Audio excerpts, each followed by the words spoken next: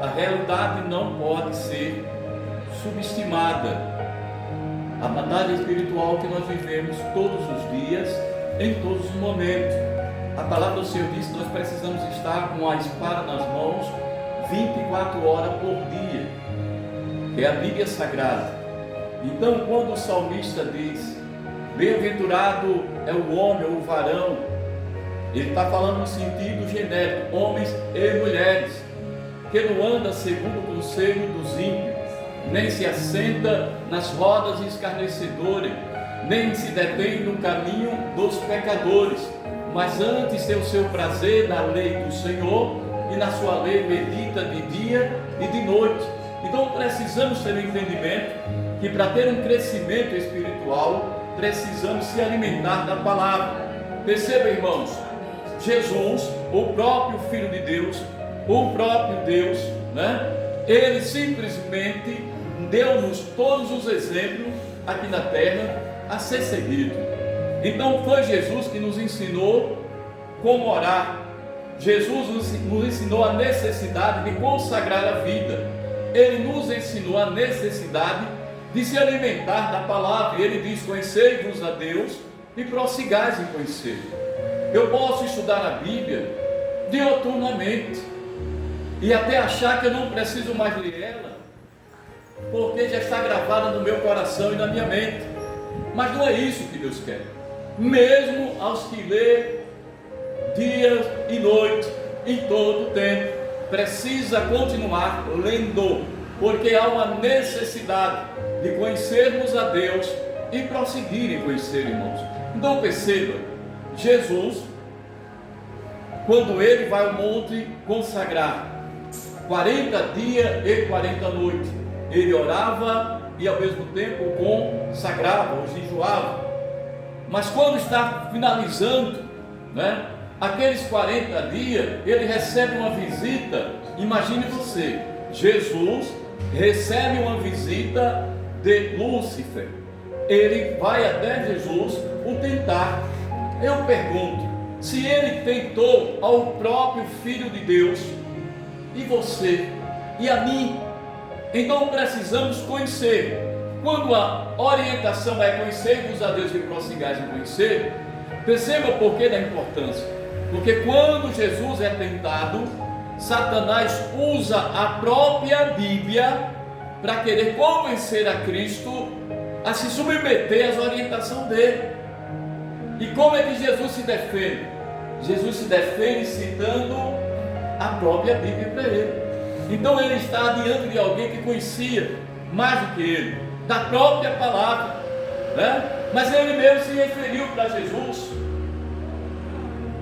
A palavra diz, está escrito, que você pode, simplesmente transformar essas pedras em pão e se alimentar. E Jesus diz: também está escrito, Satanás, nem só do pão viverá o homem, mas de toda a palavra que sai da boca de Deus. Então perceba, foi uma guerra de palavras, ele tentando a Jesus. Então ele diz, está escrito que como Filho de Deus que é, se dará ordem aos seus anjos, você pode pular daqui do monte e os anjos virão lhe amparar, lhe segurar. Então Jesus simplesmente vai e diz a ele que está escrito: não tentará o Senhor teu Deus. Então perceba, irmãos, tem muita gente achando que a Bíblia é só para levar para a igreja e trazer, colocar lá na arca, os 9 lá, no Salmo 23, 91 ou 121, como se fosse um amuleto. A palavra de Deus, ela não é um amuleto, é um livro santo, pastor, mas é um livro santo que ele tem utilidade quando você o lê, porque quando você lê a Bíblia, você está simplesmente ouvindo Deus falar com você. Da mesma forma de quando nós estamos orando, estamos falando com Deus. Porque nós não rezamos? Nós não rezamos porque reza já está dizendo, é coisa de ficar escrita por alguém para as pessoas rezarem. A oração chama-se uma condição que Deus te deu de liberdade para você dialogar com Ele, conversar com Ele, apresentar a Ele as suas necessidades, o seu momento, a sua condição física, psicológica e emocional, demonstrar para Ele como está a sua vida. Então perceba, irmãos, há uma necessidade muito grande de que a gente estejamos alimentados da palavra de Deus. Nós lemos de vez em quando, precisamos ler, sempre que temos um tempo, ou separar tempo. Eu vou mudar a frase, mas sempre temos um tempo, é separar tempo para você ouvir Deus falar.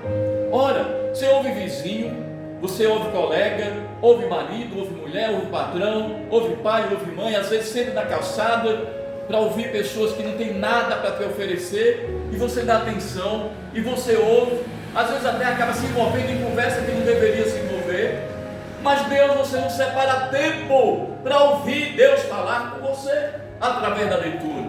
E o que é que a gente percebe? A gente percebe, sabe, um Deus que está nos lábios das pessoas e que Ele quer espaço no, vai para cá, coração. Deus quer espaço no seu coração. Então quando Jesus diz, oh, glória a Deus, eis que eu estou à porta e bato, aquele que ouvir a minha voz e abrir a porta, então eu entrarei, cearei com ele, farei nele morar. Você pode dar um glória? Aleluia. Glória a Deus. Ele quer morar no teu coração. Ele quer habitar no teu coração. E se Ele habita no teu coração, Ele vai estar no seu lar, Ele vai estar onde você for. E a tua vida será uma vida de testemunho. E a tua vida será uma vida de honra. Porque você foi criado para ser um vaso de honra diante do Deus Criador dos céus e da terra. Aleluia. Mas para isso e por isso precisamos entender qual é a vontade de Deus em nossas vidas. E quando nós entendemos qual é a vontade de Deus em nossa vida, aprendemos que nós não podemos compartilhar